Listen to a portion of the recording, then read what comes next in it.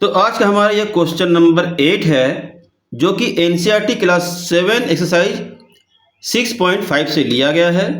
Question है, the diagonals of a rhombus measure 16 centimetre and 30 centimetre, find its perimeter. Jai Hind बच्चों, आप सभी का मेरे चैनल पर फिर से स्वागत है। अगर आपका भी कोई प्रश्न है तो कमेंट कीजिए, मैं उस पर वीडियो जरूर बनाऊंगा। अगर वीडियो पसंद आए तो अपने फ्रेंड्स में जरूर शेयर करें। अगर आप मेरे चैनल पे पहली बार आए हैं तो कृपया चैनल को सब्सक्राइब कर लें, साथ में बेल आइकन को भी दबा दें ताकि आगे आने वाली वीडियोस की नोटिफिकेशन आपको सबसे पहले मिल जाए। तो इसको हम लोग इस तरह से सॉल्व करेंगे। तो यहाँ देखिए, पहले हम इसका हिंदी समझ लेते हैं।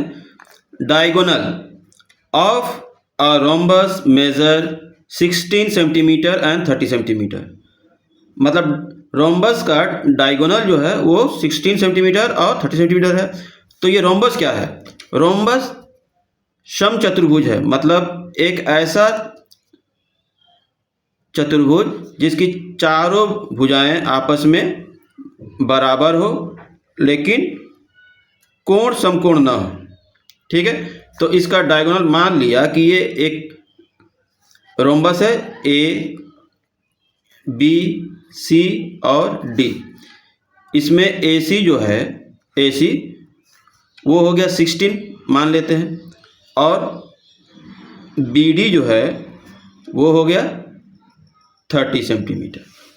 ठीक है, तो हमको पता है कि जो डायगोनल होता है रोम्बस का, वो एक दूसरे को 20 से काटती है, दो भागों में बांट देती है।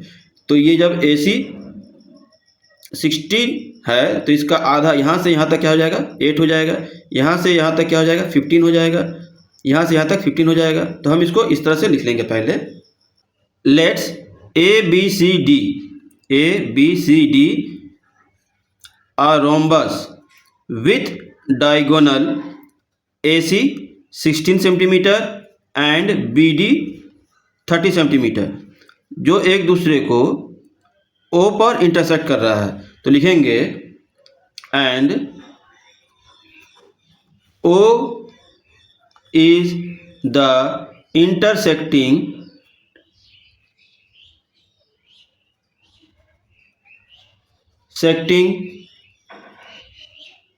point of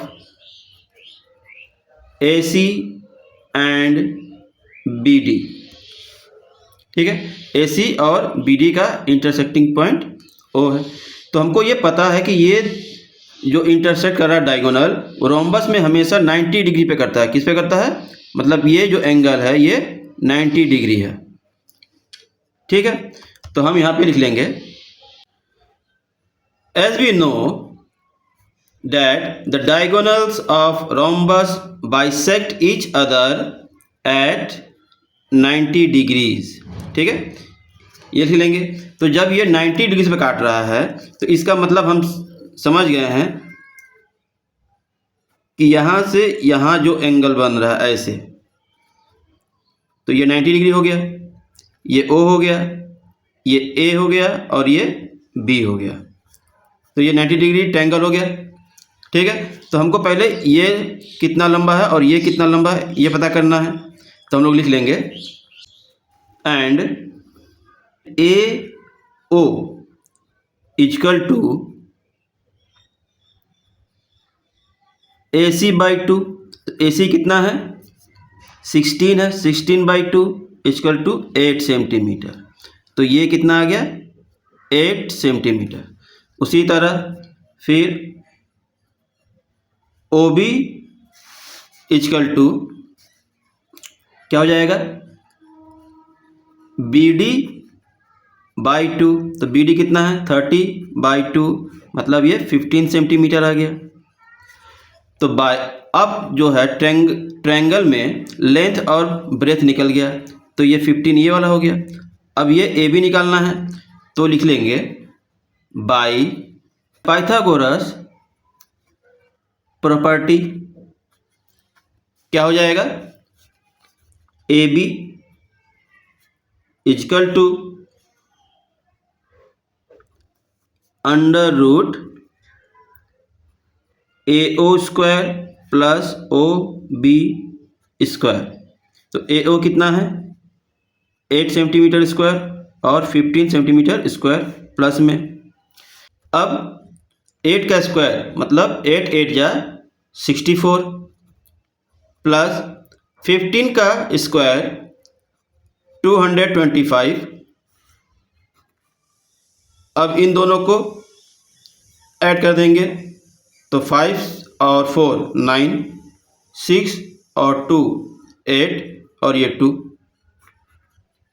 अब इसका फैक्टर करेंगे तो आ जाएगा 17 इंटू 17, 17 इंटू 17। तो स्क्वायर रूट करेंगे तो 17 आंसर आया। ठीक है, तो क्या आ गया, ए बी इजकल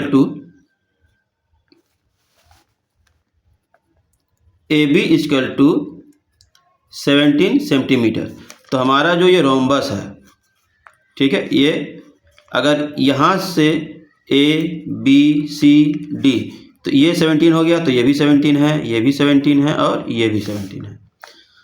तो यहाँ पे लिख लेंगे now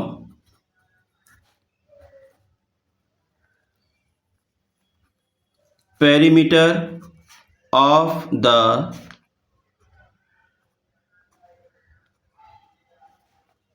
rhombus equal to 4 into side. ठीक है, तो 4 और साइड क्या है 17, 17 4 जा 68 सेंटीमीटर। ये हमारा आंसर हो जाएगा। तो यहाँ तक आपको अगर समझ में आया है, अच्छा लगा है, तो वीडियो को लाइक करें, कमेंट करके बताएं कि वीडियो कैसा लगा। कोई क्वेश्चन है तो कमेंट कीजिए, मैं उसका सलूशन ज़रूर बनाऊंगा। तो मिलते हैं अगले वीडियो में, तब तक के लिए धन्यवाद।